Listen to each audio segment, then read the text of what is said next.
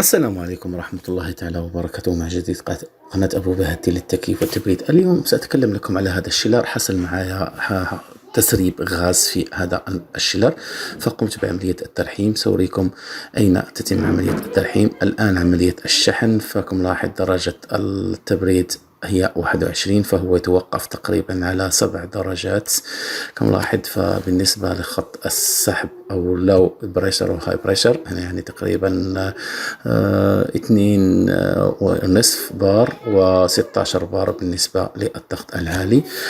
الترسيب حصلته في هذا المكان كما لاحظ. هذا المكان فهو ليس ألمنيوم، ولكن هو حديد تقريبا آسي، فقمت بعملية تلحيم بالنحاس الأصفر. فكما لاحظ هذا هو المكيف، وهذا هو مبادل الحراري. بالنسبة للمكيف، المراوح، الكوندنسر فوق، مكان هذا خزان الماء الذي يقوم بعملية التبريد. عندنا هنا الخط السحب، كما نلاحظ الكمبروسر فهو نوع بيتزر.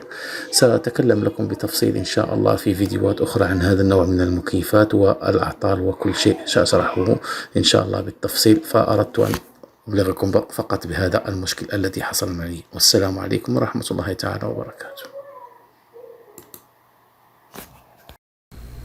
إذا كنت من متابعي القناة أرجو الضغط على اشتراك ليصلكم كل جديد، والضغط على الجرس، ولايك لجميع الفيديوهات، وشكرا لكم جزيل الشكر.